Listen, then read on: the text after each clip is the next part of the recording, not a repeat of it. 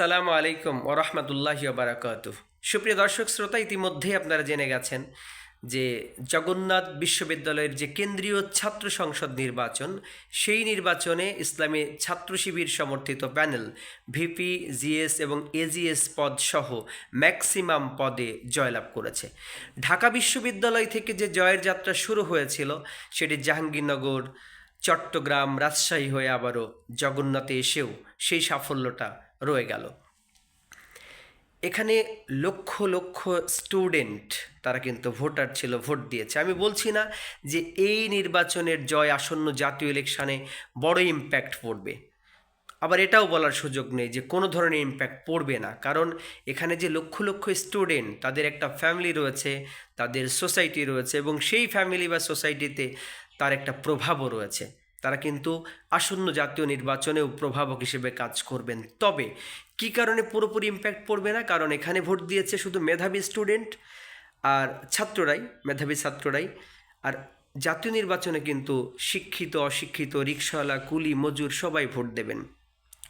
এখানে ভোটাররা ভোট দিয়েছে যোগ্য ব্যক্তি দেখে এবং রাজনীতি সচেতন হয়ে, বাট জাতীয় ইলেকশানে ভোট দেবে অনেকেই মার্কা দেখে, যে কারণে জাতীয় নির্বাচনের ফলাফল আর এই নির্বাচনের ফলাফল একভাবে দেখার সুযোগ নেই।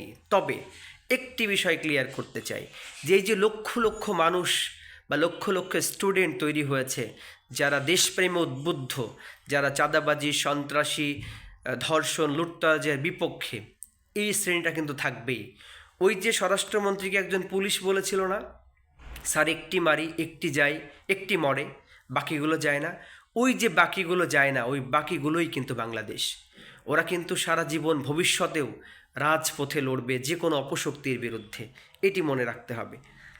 আরেকটি বিষয়, এখন আসি গতকাল ইলেকশনে জয়ের পর জয় উৎসবের সময় শান্তা, যে মেয়েটিকে মাইক কেড়ে নেওয়া হয়েছিল আমার রবের তাকবীর বলার কারণে, সে যখন তাকবীরের ধ্বনিটা দিচ্ছিল, তখন নিশ্চয়ই তার মনে পড়ছিল শরীফ ওসমান হাদি ভাইয়ের কথা, কারণ তিনি একজন ইনকিলাব মঞ্চের কর্মী এবং তাকে বলেছিল শান্তা, তোমাকে জিতে আসতে হবে। এই জন্য মেয়েটি অনেক কান্নাকাটি করেছে এবং তার অন্তরে কান্না রেখে তিনি যখন তাকবীরের ধ্বনি দিচ্ছিলেন, সর্বোচ্চ চেষ্টা করার পরেও সেটি আকাশ বাতাস প্রকম্পিত করেনি, কারণ তার ভেতর থেকে ওই শক্তিটা আসছিল না, কারণ হৃদয়ের মধ্যে ছিল কান্নার আওয়াজ, কারণ তার তাকবীর দিতে বাধা দেওয়া হয়েছিল। তাকবীর দিতে বাধা দেওয়ার সুযোগ বাংলাদেশে আর নেই, এবং যে কোনো অপশক্তির বিরুদ্ধে এখন মানুষ লড়বে ঐক্যবদ্ধভাবে।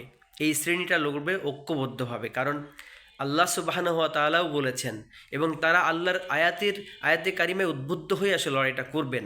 আল্লাহ বলেন, ইন্নাল্লাহা ইউহিব্বুল্লাযীনা ইউকাতিলুনা ফী সাবিলিহি সাফা কাআন্নাহুম বুনিয়ানুম মারসুস। নিশ্চয়ই আল্লাহ তাদেরকে ভালোবাসেন যারা সংঘবদ্ধভাবে আল্লাহর জন্য লড়াই করে। আমি বলছি না যে এই নির্বাচনগুলো শুধুমাত্র আল্লাহর দিনকে সমুন্নত করার জন্য লড়াই হয়েছে, কিন্তু সংঘবদ্ধভাবে লড়াই হয়েছে ইনসাফের একটি সুন্দর বাংলাদেশের প্রত্যাশা নিয়ে। আর পক্ষ বিপক্ষ থাকবেই, আল্লাহ তাআলাই ডিভাইডেড করেছেন সারা পৃথিবীর মানুষকে। আল্লাহ বলেন, আল্লাযীনা আমানু ইউকাতিলুনা ফী সাবিলিল্লাহ। আল্লাহ বলেছেন, আল্লাযীনা আমানু ইউকাতিলুনা ফী সাবিলিল্লাহ ওয়াল্লাযীনা কাফারু ইউকাতিলুনা ফী সাবিলিত তাগুত। আল্লাহ বলেন যে নিশ্চয়ই একটি শ্রেণী যারা আল্লাহর রাস্তায় সংগ্রাম করে, আরেকটি শ্রেণী আছে যারা শয়তানের পক্ষে লড়াই করে। তবে একটি কথা আরও একবার বলি, আসন্ন জাতীয় ইলেকশনে নির্বাচনের পর যারাই রাষ্ট্র ক্ষমতায় আসুক না কেন, ওই বাকিরই, স্বরাষ্ট্রমন্ত্রী বাকিরির কথা কিন্তু মনে রাখতে হবে। রাজপথ আবারও প্রকম্পিত হবে বারবার যদি রাষ্ট্র ক্ষমতায় কেউ গিয়ে, সে যেই হোক না কেন, ফ্যাসিবাদী আচরণ করুক, কিংবা নিজেদের কোনো ইচ্ছে শক্তিকে, নিজেদের কোনো আইনকে মানুষের উপর চাপিয়ে দেওয়ার চেষ্টা করলে বারবার বাংলাদেশের মানুষ জ্বলে উঠবে। এই ছাত্র সমাজ কিন্তু এই মেসেজটাই ক্লিয়ার করেছে সারা পৃথিবীবাসীর কাছে, সারা বাংলাদেশের মানুষের কাছে।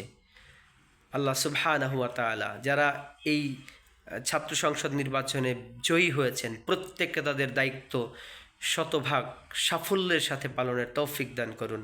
আমিন।